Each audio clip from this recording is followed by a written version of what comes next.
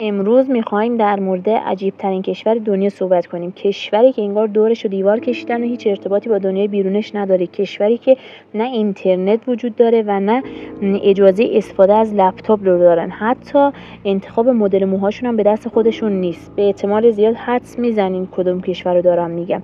کشور کره شمالی. با من بیاین تا با قوانین عجیب و غریب کره شمالی آشنا بشین. اولین قانون شوکه کننده کره شمالی اینه که به هیچ عنوان افراد اجازه و حق بی‌احترامی به رئیس جمهور این کشور یعنی کیم جونگ اون رو ندارن. در صورتی که به هر دلیلی افراد به رئیس جمهور کشور کره شمالی یا خانواده‌اش بی‌احترامی بکنن، در واقع به مقدسات این کشور توهین کردن. همه مردم کره شمالی باید به رئیس جمهور و خانواده اون یعنی کیم جونگ اون قسم وفاداری بخورن و به اون نهایت احترام رو بذارن. در صورت بروز هر گونه بی‌احترامی به رئیس جمهور و خانواده اون، مجازات‌های سختی رو برای اونا در نظر میگیرن. حتی اگر این بی‌احترامی‌ها ادامه پیدا بکنه، ممکنه فرد رو به حکم اعدام نیز محکوم بکنه. این قانون هم برای شهروندان کره شمالی هم برای کسانی که به این کشور سفر میکنه در نظر گرفته شده و باید حتما اونا رو رعایت بکنن.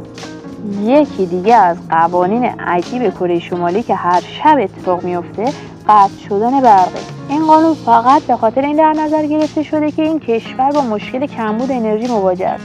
برای جلوگیری از بروز بحران‌ها هر شب برق همه کشور رو قطع میکنن. در صورتی که افراد به خاطر بیماری مجبور به استفاده از برق بشن، باید حتما مجوز بگیرن تا بتونن برق استفاده کنن. بدون داشتن مجوز استفاده نمیتونن بکنن.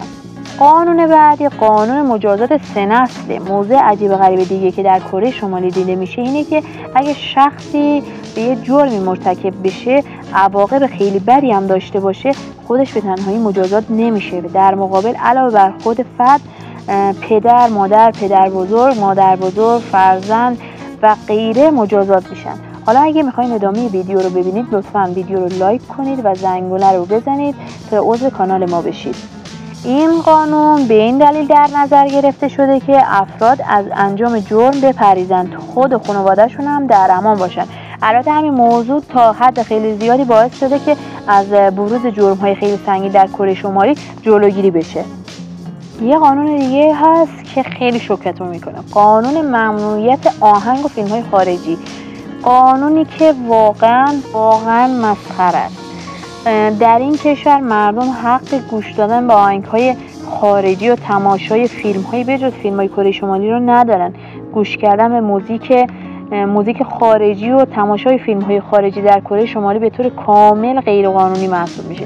به طوری که اگه کسی این قانون رو رعایت نکنه و حتی در صورت دادن هشدار همچنان به آهنگ خارجی گوش بده و فیلم‌های خارجی رو ببینه، خیلی راحت وارد زندان خواهد شد. در سال 2015 رئیس جمهور کیم جونگ اون دستور داد که همه CD ها، نوارهای فیلم‌ها و موسیقی خارجی که در کشور هست رو بشکنن و تخریبش کنن تا هیچ آثار فیزیکی از موزیک و فیلم‌های خارجی در کشور نباشه. قانون مدل موهای تایید شده مردم از طرف دولت. یکی دیگه از قوانین عجیب کره شمالی که به احتمال خیلی زیاد اون رو در رسانه‌های اجتماعی شنیده باشی اینه که تمام مردم کره شمالی فقط میتونن از چند مدل مو استفاده کنن و این مدل ها فقط باید تحت نظر دولت باشه و دولت اونها رو تایید کنه. این به این معنیه که افراد نمیتونن از مدل های موی مختلف استفاده بکنن. همه مردم این کشور تنها چند نمونه مدل موی یکسان دارن. قانون که در سال 2013 توسط رئیس جمهور کیم جونگ اون تصویب شد، به مردم زنان کره شمالی که این امکان رو میده که از میان 28 مدل مویی که ارائه داده شده یکی از اونها رو انتخاب بکنن. حالا 18 مدل مو برای خانم‌ها و 10 مدل برای آقایون در نظر گرفته شده. بعد داشتن هر مدل موی ناهماهنگ با مدل‌های تایید شده دولت جرم محسوب میشه. نکته جالبش اینجاست که این مدل موهایی که گفته شده، این مدل موی خود کیم جونگ اون در میان این 28 مدل در نظر گرفته شده اصلا وجود نداره. نیاز به دریافت مجوز برای زندگی در پایتخت. یکی دیگه از قوانین کره شمالی اینه که برای زندگی کردن در پایتخت این کشور باید حتما مجوز داشته باشید.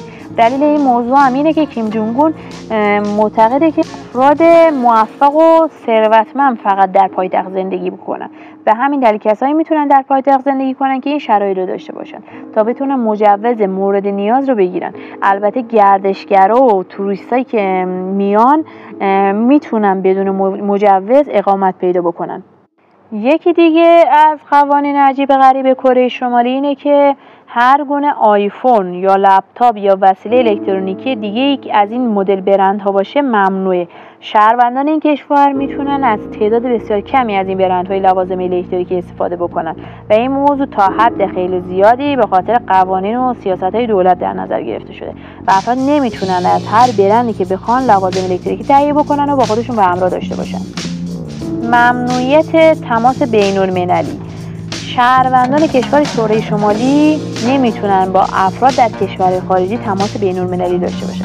پس اگر شما هم یه روزی تصمیم گرفتین به کره شمالی مهاجرت بکنید و با افراد خارج از کشور تماس گرفتید، بدونید که شما یه مجرم شناخته میشید. کاملا روی این موضوع سختگیری میکنن و باید حتما اون رو به طور کامل رعایت بکنید. به طوری که یک کارگر در سال 2007 به خاطر گرفتن چند تماس بین‌المللی با خارج از کشور در برابر 150,000 نفر اعدام شد. حالا با این همه قوانین عجیب و غریب کره شمالی داره، آیا دوست دارین که به کره شمالی مهاجرت بکنید؟ توی کامنت ها برام بنویسید.